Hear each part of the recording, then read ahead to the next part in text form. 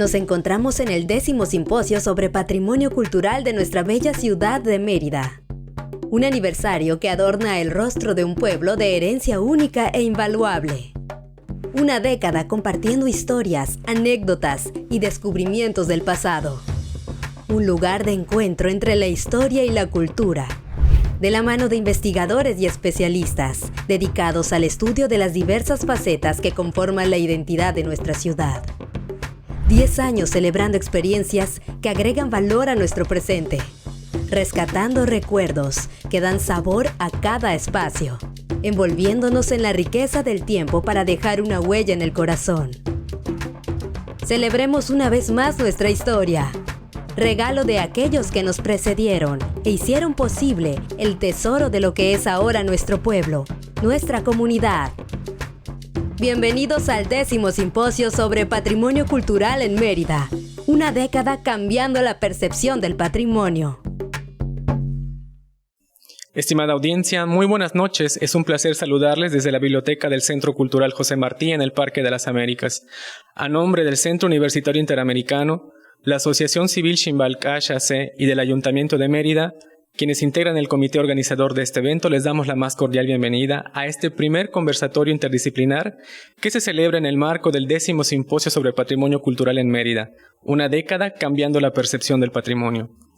Este foro virtual tiene el objetivo de reunir a autoridades e investigadores del ámbito de la lingüística, la arqueología, la arquitectura y la historia, quienes nos compartirán sus valiosos puntos de vista acerca de la gestión que nuestro patrimonio cultural ha tenido a lo largo de una década en temas como la conservación, la vinculación ciudadana, la identidad y desde luego los retos que se han afrontado a lo largo de este decenio. A continuación, procederemos a la presentación de cada una de las personalidades que integran el panel de especialistas de este conversatorio.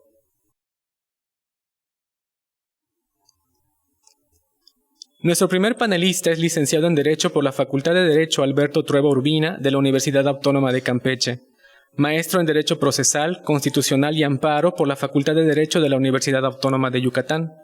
Se ha formado profesionalmente en los sectores público y privado en las ramas de Derecho Administrativo, Constitucional y Contencioso.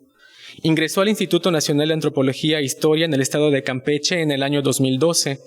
Posteriormente, fue nombrado por el oficial mayor de la Secretaría de Educación Pública Federal como jefe del Departamento de Trámites y Servicios Legales del INAH Yucatán en el año 2013. Del 2014 al 2022, se desempeñó como jefe de Departamento Jurídico del INAH Yucatán, siendo asesor de la Coordinación Nacional de Asuntos Jurídicos. Ha sido también director del Proyecto de Protección Técnica y Legal del INAH Yucatán y actualmente se desempeña como director del Centro INAH Yucatán.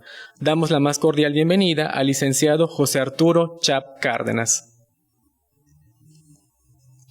Nuestro segundo panelista es arquitecto por parte de la Facultad de Arquitectura de la UADY, maestro en Administración de Empresas por parte de la UVM, receptor del diploma Human Ecology por parte del College of the Atlantic en el año 1997. Se ha desempeñado profesionalmente como docente en la Escuela de Arquitectura de la Universidad Marista, en trabajos privados de arquitectura y consultoría, así como director de Desarrollo Urbano del municipio de Mérida durante las administraciones 2012-2015, 2018-2021 y 2021 a la fecha. Damos la más cordial bienvenida al arquitecto Federico Sauri Molina. Nuestro tercer panelista es oriundo de Jubilá, Tixcocop. Es hablante nativo del mayatán, antropólogo, lingüista, literato, lexicógrafo, traductor, intérprete, comunicador, profesor e investigador de la lengua maya actual y colonial desde el año de 1990 para el INAH Yucatán. Ha publicado más de 50 artículos, más de 20 libros y manuales para difundir y enseñar la lengua maya.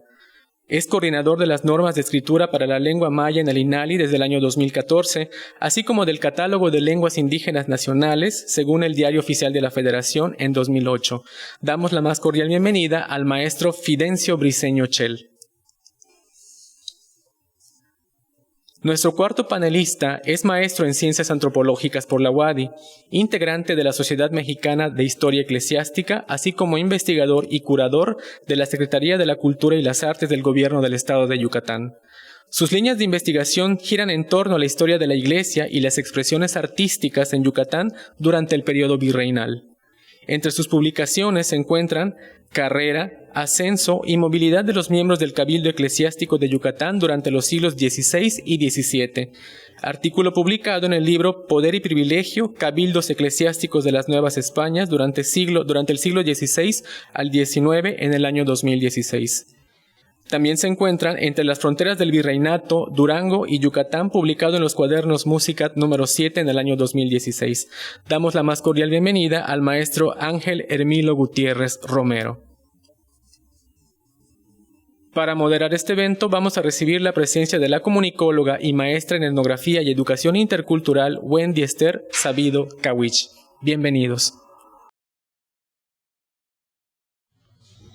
Bienvenidos al conversatorio denominado Una década cambiando la percepción del patrimonio. El día de hoy nos acompañan en la mesa para hablar sobre los cambios de estas últimas décadas, sobre cómo la percepción del patrimonio cultural se ha ido modificando. Nos gustaría que cada uno de nuestros panelistas nos pudiera comentar desde sus áreas de expertise cuál es su percepción al respecto. Maestro Fidencio. Muy buenas noches, muchas gracias. Mishabelesh, yashin katenwale hachkimakiwoli wataltawete destiekina, tumen mi hachkanan ka uyak bishuhun, yete bish uman lekmayat antikpuxika yete tikpolo. Pues bueno, antes que nada, hablar de la lengua como patrimonio cultural me parece muy importante y hay que decir que si bien la percepción ha cambiado en los últimos 10 años, es indudable que la lengua maya se sigue perdiendo. No por el hecho de la disminución de sus hablantes únicamente, sino también sobre la disminución de los espacios. Y por eso es importante el hecho de que no solo en Yucatán, sino en la ciudad de Mérida como capital, se vea más la participación ciudadana en las acciones que favorezcan el uso, el disfrute, la conservación de la lengua maya, no solamente como parte de la cultura, como parte de la historia, sino también como un derecho. El uso de la lengua maya es un derecho humano y creo que en ese sentido es algo que desde Yucatán y desde Mérida se ha estado haciendo. Vale la pena mencionar que solo en los últimos años dos hechos muy importantes. Uno a nivel estatal es que en Yucatán la lengua maya se ha declarado patrimonio cultural intangible. Me parece que eso le da un valor a el hecho de que yo como hablante vea, sienta mi lengua como parte de un patrimonio y que sea valorado. Por otro lado, eso también ha llevado a que desde los esfuerzos que se han hecho en la ciudad de Mérida, no solamente por las autoridades, sino también con la participación, como decía, de la ciudadanía, la lengua maya se hace más visible. Pero también el entendimiento de qué es una lengua y qué es una lengua viva, ¿no? Creo que eso le da un aporte significativo y por eso cobra mayor importancia el hecho de que el ayuntamiento haya mantenido esta propuesta que se ha dado desde varios ámbitos sobre la institucionalización de la lengua maya. ¿Y a qué nos referimos con esto? No solamente es que la lengua se use en las instituciones, sino que la lengua se vea como una institución, así como se ve a la familia, como se ve a otros rasgos elementales de la ciudadanía. Y en ese sentido, en Mérida, por ejemplo, se ha creado el Instituto Municipal para el Fortalecimiento de la Cultura Maya. Esto, junto con la Declaratoria de Patrimonio Cultural Intangible, obviamente ponen a Yucatán y ponen a Mérida como una punta de lanza que puede servir para represtigiar la lengua maya. Le tentune igual que le va lo gela kupatal umeya utelupatal umukan kunsal y shan ukuchul tupuksikal tupol tuyol tulakamashkut aniklek mayatano. El hecho de que esto se esté dando en Yucatán obviamente debe de influir para que los que somos hablantes nos sintamos alegres, pero también orgullosos de ser parte de este patrimonio. Pero también puede servir para que los no hablantes se interesen en nuestra lengua y en nuestra cultura y se vea que aquí, este lado del mundo, la cultura, el patrimonio siguen vivos. Muchísimas gracias. Y el abogado José Chap, ¿cuál es su percepción respecto a los cambios del patrimonio en esa percepción que tiene la gente sobre qué es patrimonio? Sí, pues en los últimos 10 años ha habido importantes cambios en la percepción social acerca del patrimonio cultural. En específico, el patrimonio arqueológico ha sufrido importantes modificaciones a través de la conciencia colectiva. Esto se debe a importantes esfuerzos que se han hecho por parte del gobierno federal, pero también del municipio de Mérida. Los lazos que se han establecido a través de convenios de colaboración y a través de acuerdos entre ambas instituciones ha permitido que en este caso el patrimonio arqueológico pues ya forme parte de nuestra identidad. En las colonias tanto populares como en el propio centro de la ciudad de Mérida, hoy ya encontramos elementos que están a la vista de la ciudadanía que forman parte del patrimonio cultural arqueológico. Inclusive en elementos históricos hemos reivindicado el papel que tiene el patrimonio arqueológico en torno a los edificios, pero también en torno a lo que la gente día a día conoce, ¿no? En las colonias, por ejemplo, contamos ya con parques arqueológicos que fueron restaurados y conservados a través de diversas líneas de trabajo con el Ayuntamiento de Mérida, y estos espacios se han puesto al servicio de la ciudadanía, al servicio de los pobladores de dichas colonias, ¿no?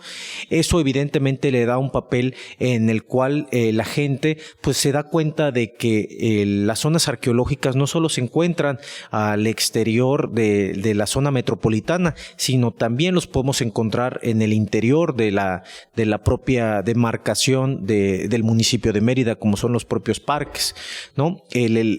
Por ejemplo, en el caso de Civichaltún, en su principio se consideraba que era la única zona arqueológica, y hoy a 10 años podemos ver que la gente ya sabe que los propios parques arqueológicos forman sitios arqueológicos y que la propia ciudad, el centro histórico, se asienta sobre importante evidencia arqueológica que formó parte de una ciudad precolombina, ¿no? Esto evidentemente nos da un parteaguas para la conservación de este patrimonio, ¿no? En los últimos 10 años ha crecido a través del Instituto Nacional de Antropología e Historia los trámites y solicitudes que presentan los particulares para el desarrollo de obras de intervención en el centro histórico, por ejemplo, ¿no? En el cual se ha podido encontrar evidencia material del pasado, del importante pasado que hubo en la ciudad precolombina antes del establecimiento de los españoles. Y esto evidentemente nos permite crear en la conciencia colectiva un valor de gran importancia respecto al patrimonio cultural de tipo arqueológico, ¿no?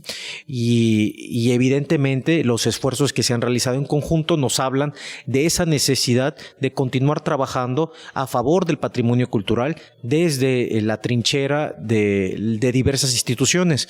Como comentaba el maestro Fidencio, el hecho del patrimonio en la colectividad hace necesario que la gente lo entienda como algo suyo, porque eso permite que se conserve, que se protege, que se difunda para futuras generaciones. Evidentemente el papel del instituto como rector de la conservación, la puesta en valor y la difusión del patrimonio cultural continuará. Y evidentemente en esta continuidad estará el Ayuntamiento de Mérida y las diversas instituciones de los 3 niveles de gobierno que permitirán que en los futuros 10 años pues contemos con más sitios arqueológicos en torno a las colonias, pero también que se siga continuando con la conservación y la protección del patrimonio en el municipio de Mérida. Muchísimas gracias. Maestro Federico Sauri, ¿de qué manera el municipio y sus habitantes pueden colaborar en la preservación, conservación y difusión del patrimonio cultural de Mérida? Buenas noches. Primero que nada, un gusto compartir la mesa con el doctor Fidencio, Arturo, Ángel. Gracias. Un privilegio siempre. Creo que una de las situaciones que siempre han caracterizado a la ciudad de Mérida es precisamente sus habitantes. Mucho más allá de la riqueza cultural heredada que podemos tener en nuestro centro histórico, en nuestras zonas de patrimonio cultural, en todo el municipio. Yo creo que lo más importante y el activo más fuerte que tiene una ciudad son sus habitantes. Y es a través de ellos por medio de ellos, me atrevería yo a decir, que se pone en valor el patrimonio cultural. ¿Por qué? Porque no podemos entender dónde estamos ni hacia dónde vamos si no sabemos de dónde venimos. Es una cuestión muy importante. Y desde el municipio de Mérida, desde la Dirección de Desarrollo Urbano, hemos hecho un trabajo sumamente importante de difusión con la ciudadanía, de la mano precisamente del INAH, de personas tan importantes como Ángel, como doctor Fidencio, que permiten que la gente, que si bien se involucra dentro de su ciudad, también conozca su pasado. Yo creo que una de las cosas más importantes que nosotros podemos ver en la ciudad es precisamente el cambio no solo de la percepción de la ciudad, sino del entorno físico que está teniendo nuestro patrimonio. ¿A qué me refiero? Hace 10 años nosotros teníamos un centro histórico que, si bien tenía un grado de conservación importante y que siempre estuvo muy vigilado de la mano de las autoridades federales como el INAH y del ayuntamiento, era un centro histórico que se estaba abandonando. Hoy, dadas las condiciones de tejido social, de sentido de pertenencia y de cómo la sociedad ha potenciado este patrimonio, vemos un centro histórico vivo, en el cual no solo se ha desarrollado una sola actividad que pudiera ser el tema turístico o el tema de servicios, sino que también ya vemos gente que está regresando a vivir al centro. Y yo creo que eso es muy importante. ¿Por qué? Porque independientemente de lo que pudiera significar el invertir, porque hay que invertir, en un inmueble, es un reconocimiento explícito a nuestros valores culturales, a nuestro patrimonio cultural. Arturo mencionaba algo muy importante, que es no solo el centro histórico, no solo la zona declarada como patrimonio cultural del siglo XX, sino que también tenemos muchos parques que están a resguardo del ayuntamiento, donde hemos encontrado estos vestigios arqueológicos que los mismos vecinos cuidan y se involucran. El Ayuntamiento de Mérida además tiene una serie de eventos de difusión de este patrimonio en los sitios arqueológicos, en estos parques que de alguna manera representan una historia y que de alguna manera, independientemente del crecimiento que ha tenido la ciudad, la gente lo hace propio, lo hace suyo. Desde cuestiones astronómicas como si estrellas bajo el cielo maya, como muchos otros, escuelas, etcétera, que de la mano de todas las autoridades estatales, federales, porque bueno, pues al final del día, si bien están bajo resguardo del ayuntamiento, pues son zonas federales, la gente se involucra, va y aprende. Pero lo más importante y lo que nosotros hemos notado es que no solo aprende, sino que difunde. Entonces, dado el trabajo que se ha estado haciendo en los últimos años, en la última década, sí hay un cambio de percepción, porque la gente, al entender lo que tiene enfrente, al entender lo que ve, lo pone en valor y lo aprecia. Perfecto. Creo que justo lo que acaba de aportar el doctor o maestro Federico Sauri habla sobre cómo nos apropiamos de ello. Y aunado a esto, maestro Ángel Gutiérrez, la pregunta sería que el patrimonio histórico y cultural lo podemos disfrutar a pesar de los cambios, y hay una modificación constante. ¿Cómo desde su perspectiva, desde la historia, podemos entender la importancia del dinamismo de este patrimonio cultural y la importancia de su conservación? Sí, claro. Bueno, buenas noches, muchas gracias por la invitación. Y bueno, sí, desde luego, ¿no? Pues bueno, para empezar, ¿no? Una de las funciones que se le atribuye a la historia es justamente la de poner también en valor, ¿no? El pasado, ¿verdad? Es un poco difícil para los historiadores porque estudiamos algo que no existe, ¿verdad? Que es el pasado, ¿verdad? Sino a partir justo del patrimonio documental podemos hacer una interpretación del pasado de una sociedad o de una ciudad, etcétera. Me parece que también, pues bueno, una de las funciones tradicionales de la historia es precisamente, pues estudiar precisamente los cambios en la sociedad, ¿no? El propio cambio es motor de la historia, ¿verdad? Si no, pues sería bastante aburrido hacer un estudio histórico durante un periodo en el cual no existieran cambios. De manera que esta función de la historia, pues también contribuye, en el caso específico del patrimonio cultural, Pues para empezar para conocer qué es lo que tenemos, ponerlo en valor también, y también para saber que estas dinámicas de nuestra conformación, de nuestra identidad, etcétera, pues están alimentadas de aportes culturales, aportes de ideas, etcétera, a lo largo del tiempo de muchos pueblos, de muchas civilizaciones, etcétera. Pues esto nos ayuda, sin duda, yo creo, en un nivel práctico, pues para empezar a valorar lo que tenemos, y también para tener pues una sociedad más respetuosa, ¿no? Y reconociéndonos como diversos también, ¿no? Por otra parte, creo que en el sentido de cómo la historia puede aportar a la conservación del patrimonio, y pienso de manera concreta en el patrimonio material, arquitectónico y demás, pues tiene que ver con justo esta función de poner en valor algo, ¿no? Recuerdo a un historiador del arte francés, Jacques Tullier, que decía que el historiador del arte pues tiene un compromiso muy significativo con su objeto de estudio, ¿no? Porque pues al estudiar, digamos, una pieza artística, un monumento artístico, etcétera, justo lo pone en valor, ¿no? Y en ocasiones incluso evita su pérdida, evita su destrucción y demás. De manera que yo creo que por esos dos apartados es como la historia puede contribuir, o los estudios históricos contribuyen tanto a la puesta en valor, a la conservación del patrimonio cultural, como a entender los cambios que día a día pues se observan, ¿no? En la ciudad, desde luego en la última década, pues hemos vivido una transformación, ¿verdad? Bastante significativa, pero yo creo que a través de estos, digamos, sentidos de la historia es posible entenderlos y también tener una sociedad más respetuosa. Muchísimas gracias, maestro Ángel.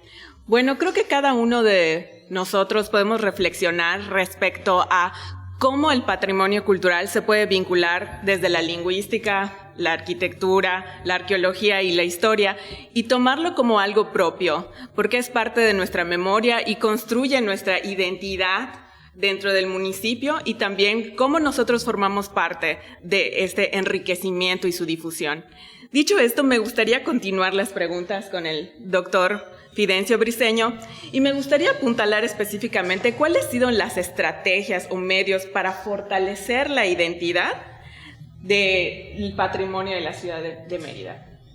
Muchas gracias.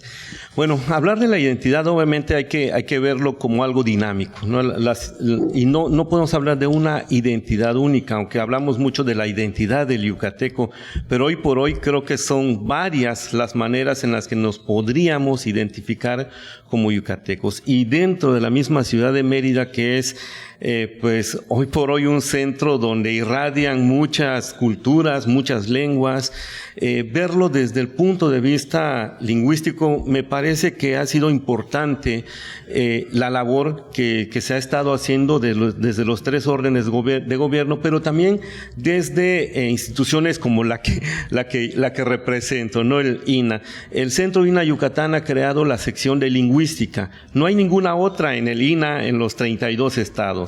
Esta sección de lingüística justamente lo que hace es poner al frente a la lengua, si bien estamos seguros de que la lengua no es el único elemento identitario, pero a la hora incluso de hacer censos, de hacer conteos, lo que le da valor a la identidad es ¿hablas o no una lengua indígena? Entonces, ese es el argumento por el cual creamos la sección de lingüística, y pensar que la lengua es el elemento más importante que sirve para precisamente vincular a la gente con la cuestión identitaria.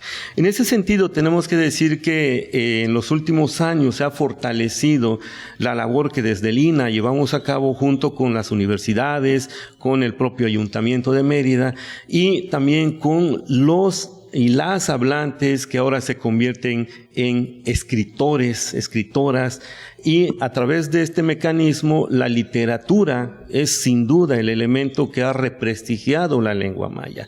Han salido de Yucatán pues varios ganadores de premios de literatura a nivel nacional e internacional, y eso obviamente fortalece la identidad, viendo que tu lengua está siendo motivada para seguirse mostrando, visibilizando y audibilizando, ¿no? En ese sentido también la música, ahora podemos escuchar no solamente tríos, no sé, rock, reggae, ska, rap en maya, ¿no? Y eso sin duda le da un valor extra y eso posibilita el fortalecimiento de la identidad. A través del teatro, también desde la ciudad de Mérida y desde los municipios.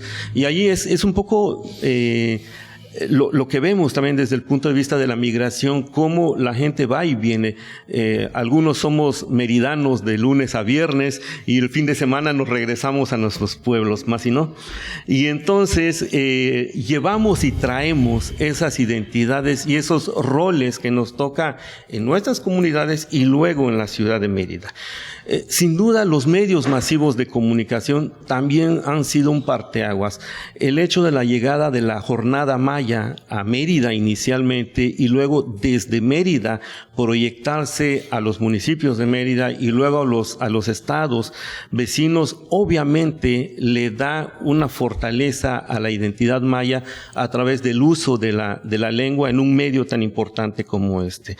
Y nuevamente hay que decir que la difusión de los trabajos académicos, ahora ya hemos entendido que hacer lingüística, que hacer antropología, no es solamente para nosotros los investigadores. Hay que hacer antropología y lingüística práctica, lingüística aplicada, que pueda servir justamente para mostrar eso que la lengua es para nosotros. La maya no es un dialecto, es una lengua y es además, lo repito, la variante lingüística más hablada en México, y creo que ese rol nos toca como meridanos, como yucatecos, como mayas o como no mayas, poder entenderlo para poder justamente defender esa identidad que nosotros somos herederos, pero que además nos toca seguir manteniendo para poder heredar.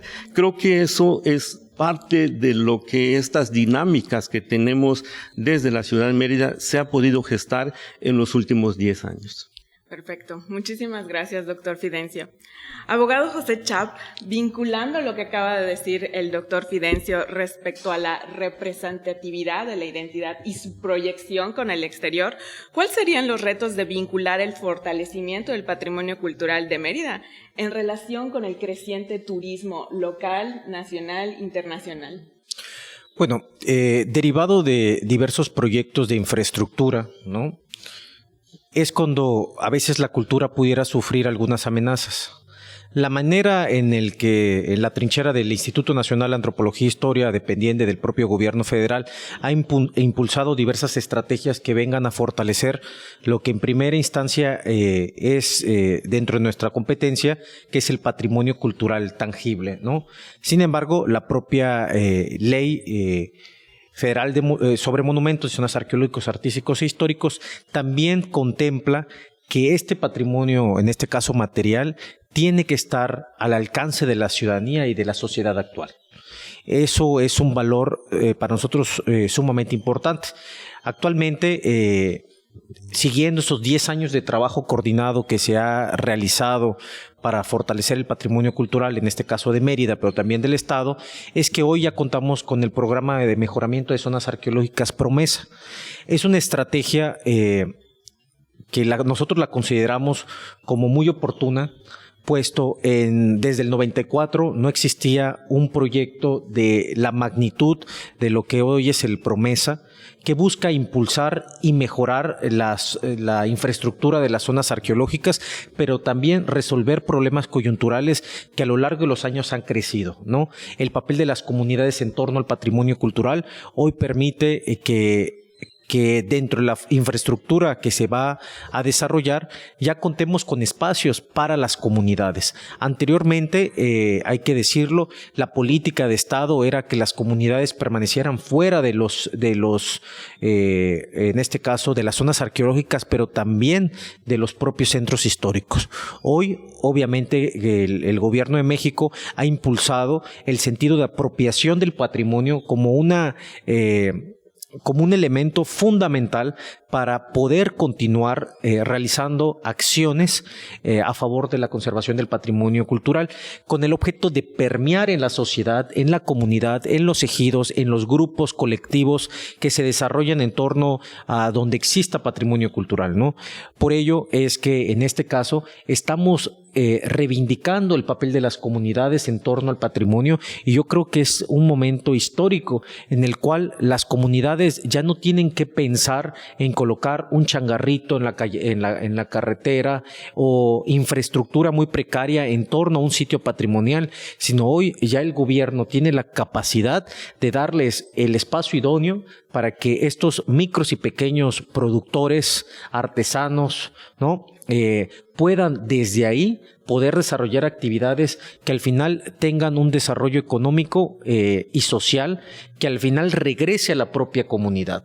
Y eso es fundamental para nosotros. Estamos en un momento histórico en el que se convergen políticas municipales con federales para que con ello podamos darle un nuevo sentido a la identidad comunitaria, al papel de los ejidos, de los núcleos agrarios, de las propias pueblos originarios, y eso es fundamental para pensar en un futuro que permita, pues evidentemente, como decía el maestro Fidencio, que la gente que a veces viene a la ciudad de Mérida de lunes a viernes a trabajar, cuando regrese a sus comunidades, pues pueda llevarse su patrimonio y al final regresar a la propia ciudad de Mérida con esos elementos que nos hacen ser tan diferentes, pero a la vez tan iguales, ¿no? Como puede ser lo que viene siendo hasta la manera de vestir, la manera en la que hablamos y toda la parte lingüística que el doctor Fidencio explicó, pero también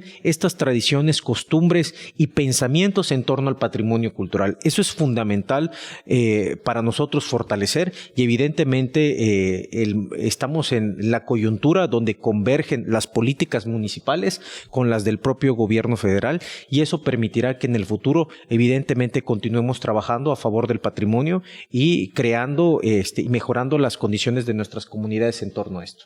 Perfecto, muchísimas gracias, abogado José Chap.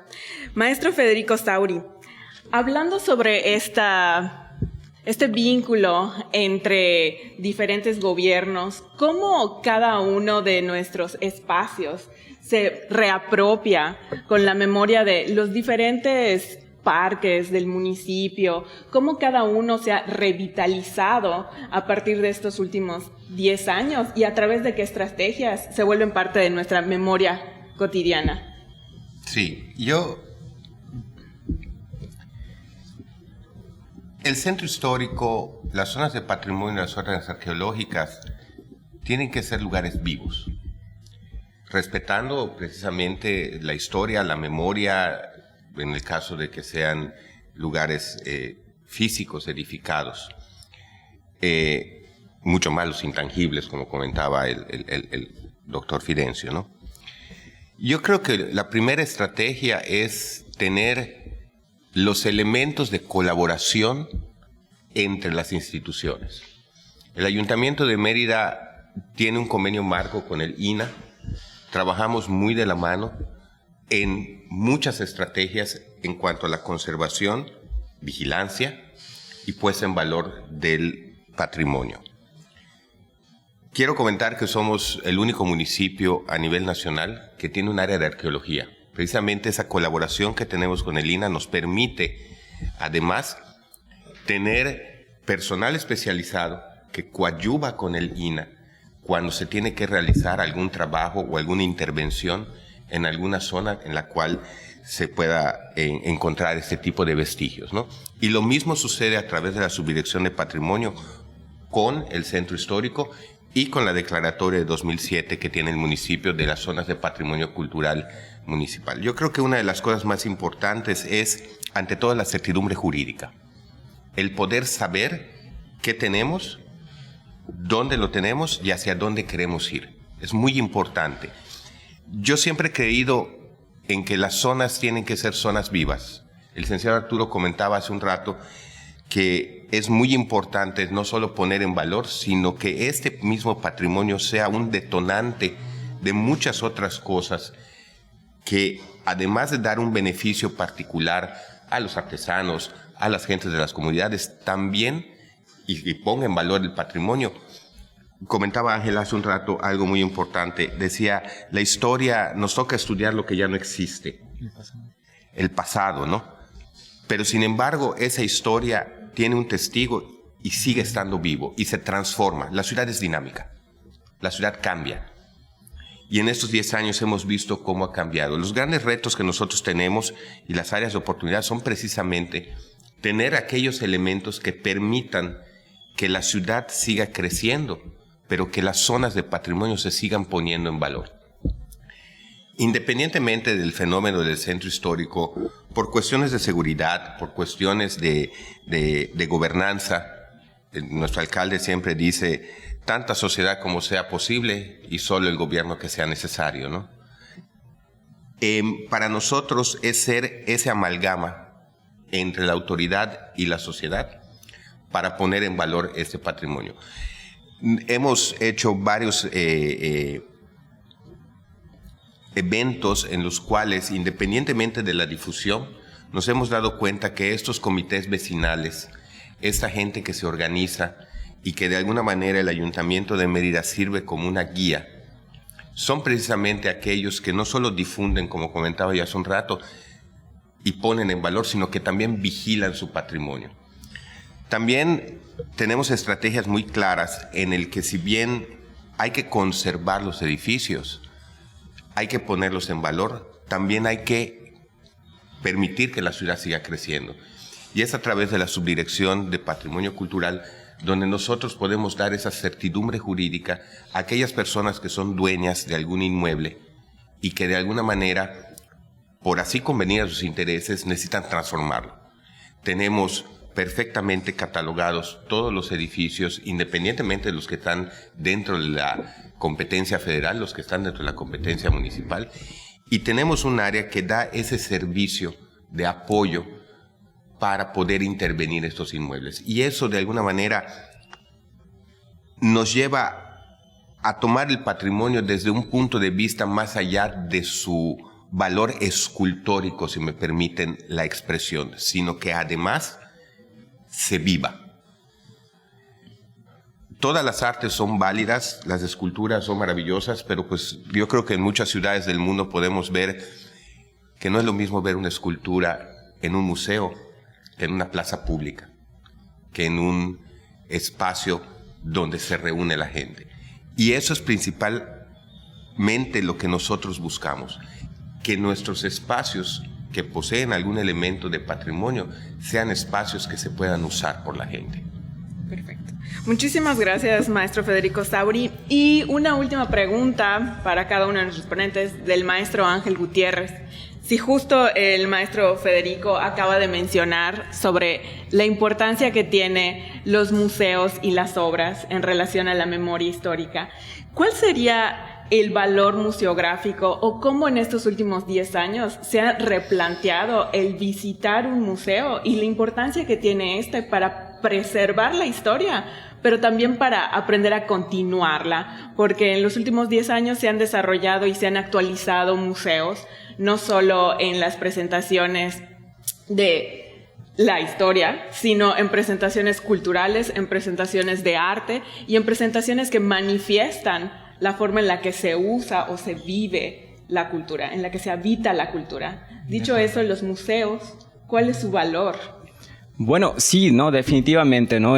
Como bien señalas, ¿no? En los últimos años hay una nueva percepción, una nueva museología, ¿no? Que entiende a estas instituciones que tradicionalmente son casi como templos, ¿no? Como iglesias, digamos, en silencio, etcétera.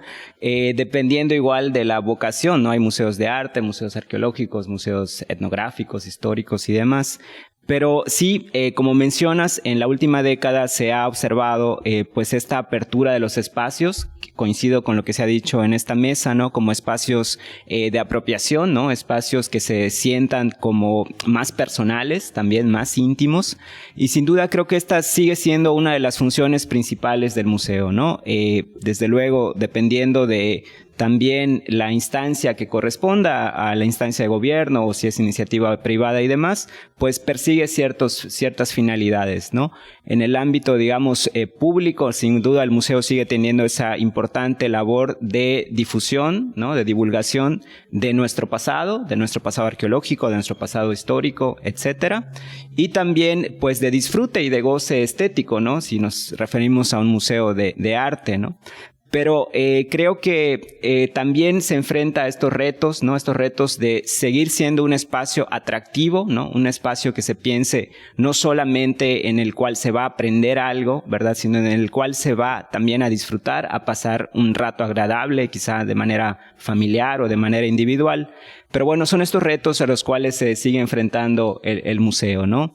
Quiero señalar igual de manera más concreta, digamos, en el ámbito también de la historia, ¿no? Que tiene que ver con quizá una de las formas de patrimonio cultural menos visibles o quizá la más olvidada, que es el bibliográfico y documental, ¿verdad? Quizá es el que es menos espectacular, podríamos decir. Pero sin duda en las últimas décadas quisiera resaltar la creación bueno, para empezar, desde luego la pues consolidación, podríamos decir, de las tecnologías, de las nuevas tecnologías de información, desde el ámbito, digamos, de profesionistas de la historia. Sin duda esto ha sido fundamental, ¿no? El tener acceso a proyectos, pienso en la Biblioteca Virtual de Yucatán, que es también una herramienta magnífica, y también en la consolidación de espacios, podríamos decir, mixtos, ¿no? Y en este caso quisiera mencionar el Archivo Histórico de la Arquidiócesis de Yucatán, que en la última década, ubicado en el conjunto conventual de Concal, que en la última década creo que ha dado una labor bastante significativa, ¿no? De conservación, de preservación, de cuidado y también de divulgación del patrimonio documental y bibliográfico, y que en este caso conjunta también un espacio, digamos, museístico, ¿no? Con la Galería de Arte Sacro. De manera que estos retos, ¿no? En este caso de ser digamos, un espacio mixto, pues bueno, coincide muy bien, ¿no? Con lo que se espera en la actualidad de un museo, de un archivo también, y desde luego es necesario continuar con labores de divulgación, de difusión, y también tanto desde los niveles de gobierno como de la iniciativa privada. No podemos dejar de mencionar, por ejemplo, la labor de ADAVI, ¿no? De manera concreta, de la doctora González Cicero, que en los últimos años, pues sin duda ha hecho desde la iniciativa privada, pues una labor fundamental para la preservación del patrimonio documental y bibliográfico de Yucatán y de Mérida. Muchísimas gracias. Bueno, no quiero dejar pasar agradecer a las personas que reciben estos mensajes tan interesantes, importantes y que forman parte de nuestra cultura en el canal de YouTube del Ayuntamiento de Mérida. Me gustaría empezar a cerrar la mesa preguntándoles con una pregunta general. ¿Cuál ustedes piensan que sería el futuro o hacia dónde ven que se va modificando el futuro del patrimonio cultural? Para cada uno de ustedes, ¿cuál sería su opinión desde sus áreas de expertise? Y si nos quisieran aportar algún comentario más que consideren relevante para la mesa. Bueno, pues si me permiten, en este caso, para nosotros en el Instituto Nacional de Antropología e Historia vemos como la creación de un sentido de identidad muy fortalecido en torno al patrimonio cultural. Hoy vemos por primera vez cómo un proyecto en torno a un parque ecoarqueológico tiene la opinión ciudadana. Eso es fundamental para sensibilizar los proyectos, pero también para democratizar la cultura. Y eso es fundamental para lo que viene siendo los próximos 10 años, contar con la opinión de la ciudadanía, con el objeto de que los proyectos que se realicen en torno al patrimonio cultural, en torno a la cultura, pues vayan con ese sentido de apropiación desde el momento en el cual se presentan los proyectos. Y esto es algo inédito, en este caso, para lo que viene siendo el municipio de Mérida. Evidentemente, yo creo, y en el instituto creemos que esto va a ser parte de una nueva creación de una política pública en torno al patrimonio cultural. Y evidentemente la aplaudimos y creemos que hacia ahí se va a ir, ¿no? Evidentemente es un reto, ¿no? Sensibilizar los proyectos, sin embargo, democratizando la cultura como tal y permitiendo a la ciudadanía emitir opiniones, se permitirá oír a todas las voces y al final que tanto la parte de los expertos como la parte de gobierno tomar la decisión pues más apropiada para el desarrollo de los proyectos que se desarrollen en los próximos 10 años. Muchísimas gracias, abogado José. El maestro Federico Sauri. Bueno, ¿Su opinión? ¿Quiere darle la palabra al maestro Federico? Yo creo que tenemos un área de oportunidad muy grande. Mérida está de moda. Tenemos ahorita, por todas las condiciones que presenta la sociedad en su conjunto, la ciudad en su conjunto, tenemos ahorita una alta tasa de migración, por las razones que sean, de gente de otros lados de la República, como también de otros países. Yo creo que el reto más grande que tenemos es continuar con esta difusión y que la gente que está viendo en la ciudad de Mérida un espacio propicio para establecerse, se apropie de este patrimonio, que lo sienta suyo. Lo que no consideramos o no creemos que sea nuestro, no lo ponemos en valor. Y si bien a través del Ayuntamiento de Mérida, de la Dirección de Desarrollo Urbano, de la Subdirección de Patrimonio, con el Centro INA, con especialistas y personas tan valiosas como el doctor Filencio, como Ángel, podemos lograr en conjunto muchísimas cosas. Si la gente de nosotros, que ahorita lo tiene en valor, pero la gente que está viniendo no lo toma como tal, no creo que esa área de oportunidad se puede volver una amenaza. Particularmente, yo creo que es seguir con el trabajo coordinado, con nuevas estrategias, con nuevas líneas de acción, precisamente para que esto que hemos vivido en los últimos 10 años no solo se mantenga, sino crezca y se transforme, para bien de la ciudad y de todos sus habitantes. Al final del día, es nuestra casa grande. Y esa casa grande, donde todos vivimos, es diversa, es polifacética y tiene mucho que ofrecernos. Y todos son bienvenidos siempre y cuando podamos de alguna manera, como municipio de manera particular, poder teniendo y sentando las bases para que todo lo que se ha logrado esos 10 años pueda no solo, como decía hace un rato, mantenerse, sino mejorarse. Muchas gracias. Maestro Ángel Sí. Gutiérrez. Bueno, de nuevo, ¿verdad? Un tanto, digo, lo que creo que viene, o no predecir el futuro, pero lo que creo que me parece necesario de manera concreta en el ámbito del patrimonio documental y bibliográfico, ¿no? Que es como la materia prima de la historia, de los historiadores e historiadoras. Creo que lo que viene, o las necesidades, desde luego, es la de pues continuar con proyectos y fortalecer, consolidar proyectos tan importantes como los que ya hemos mencionado, ¿no? Como la Biblioteca Virtual de Yucatán, como el Archivo del Arzobispado y otras en el ámbito local, ¿verdad?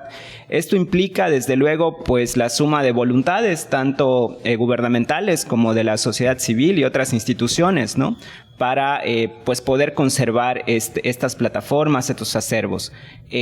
Lo podemos ver, ¿verdad? Nosotros en casa quizá tenemos una pequeña biblioteca, implica tiempo, implica dedicación, tenerla en buenas condiciones, ¿no? Esto pues a nivel institucional de un archivo o una gran biblioteca pues implica desde luego muchos recursos, que siempre es pues uno de los retos y las necesidades. También en los últimos años me parece que se ha dado de manera cada vez más consolidada la formación de profesionistas, tanto en el ámbito de la archivística como de la conservación y demás. Es algo que aún no tenemos en Mérida como de manera institucionalizada. No tenemos, por ejemplo, una licenciatura en conservación, pero que ya hay iniciativas muy importantes, no solamente para el patrimonio documental, sino también para el patrimonio material, ¿no? De manera que creo que son estos retos que se presentan en el ámbito concreto de la historia. Y me parece que también, esta puesta en valor que se ha mencionado en los diversos ámbitos o tipos de patrimonio, también ha sido muy significativa. Yo creo que vendrá en crecimiento, ¿no? Principalmente a través, pues desde luego, de nuevas tecnologías, de redes sociales, etcétera, que hacen, de personas no dedicadas, digamos, de manera profesional al ámbito de la historia, pero que hacen una labor de divulgación muy importante y que también se enlaza muy bien, ¿verdad? Porque si podemos acceder, se habló también el abogado de la democratización del patrimonio y el conocimiento, a través de estas plataformas públicas, ¿verdad? Un investigador puede acceder a determinados documentos, pero también un ciudadano interesado, ¿no? De manera que todo esto creo que se refleja precisamente en todas estas iniciativas también de colectivos, ¿no? En el ámbito también de las comunidades mayas, de dar a conocer, de difundir y también de preservar tradiciones, fiestas patronales y demás, ¿no? Entonces yo creo que, pues bueno, hay un futuro alentador, digamos, en el ámbito del interés por la historia, por el patrimonio histórico, pero también este gran reto de consolidar y mantener la conservación de repositorios, de archivos y de bibliotecas. Perfecto. Muy bien. Desde el aspecto de la lengua, me parece que si se mantiene esta política de inclusión y la participación ciudadana hacia estas miras de fortalecer el patrimonio, me parece que vamos por buen camino, ¿no? Eso es lo que nos han dejado estos últimos 10 años y creo que pensando incluso en poner miras hacia lo que está pasando a nivel internacional, la declaratoria de la ONU del diseño de las lenguas indígenas 2022-2032 es un excelente escaparate en donde obviamente la lengua maya debe de estar. Y creo que Mérida se apunta para hacer una punta de lanza por todos los cambios que se han venido dando. Pero también por lo que ya hemos dicho, ¿no? El trabajo de la patrimonialización me parece que va muy bien encaminada desde la ciudad de Mérida y que eso puede servir para que en los otros municipios también se haga lo mismo, ¿no? Y creo que esto demuestra que sí se pueden hacer las cosas de una manera diferente. La experiencia que tenemos nos ha permitido ver en otros estados cómo sí están vivas las lenguas en las comunidades, pero las capitales borran esa presencia. Aquí se está trabajando para la visibilización y es en ese sentido desde donde el Centro INAH Yucatán, en colaboración con el Centro Estatal de Capacitación, Investigación y Difusión Humanística de Yucatán, con sede en Izamal y que me toca a mí dirigir, estamos tendiendo puentes hacia justamente buscar cuáles son esos mecanismos que nos permitirían dar las mejores condiciones en los próximos años para una efectiva patrimonialización de la lengua maya, vista no solamente como un elemento aislado, sino como parte de la comunidad.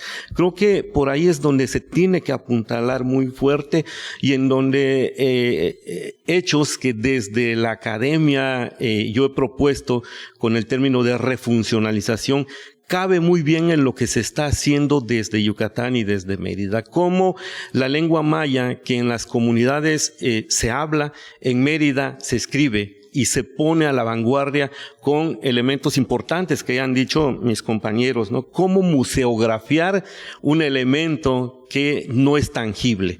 Pues la muestra está en el Museo Palacio Cantón, en la Pinacoteca, donde en conjunto estamos haciendo ahora exposiciones en donde la lengua maya está presente. Una de esas exposiciones está itinerando en los municipios, pero su primera puesta en escena, digamos, viene desde la ciudad, en donde ponemos al mismo nivel la lengua maya, el español y el inglés, pero también poniendo la forma escrita junto con la forma oral, aprovechando los mecanismos que nos da ahora la tecnología, con códigos QR, en donde el visitante se puede llevar su historia, su cuento, escrito en maya, pero también en audio.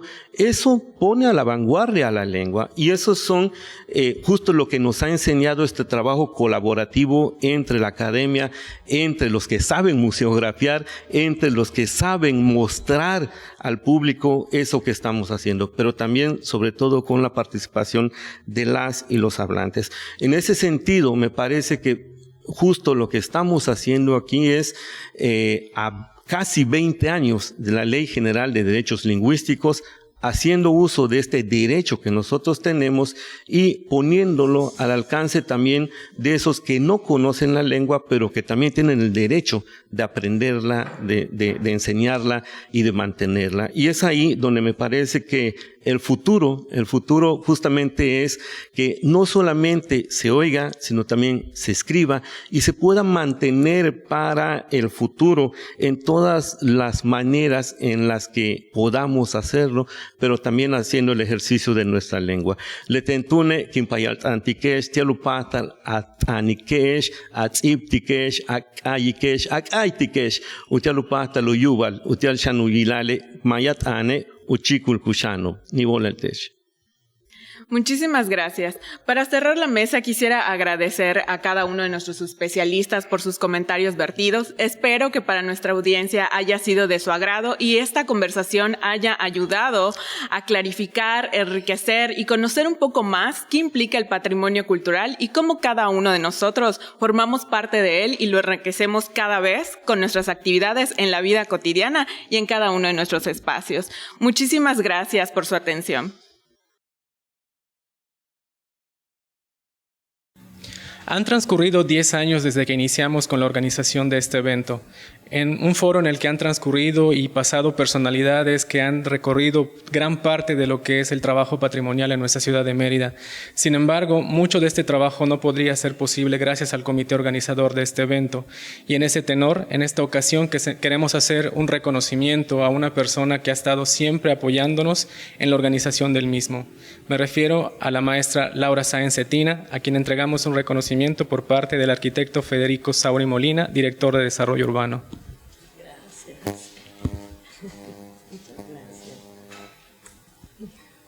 Lau, a nombre del alcalde de nuestra ciudad, el licenciado Renán Barrera, y del mío propio, que he tenido el privilegio de contarte dentro del equipo de desarrollo urbano, te damos las gracias.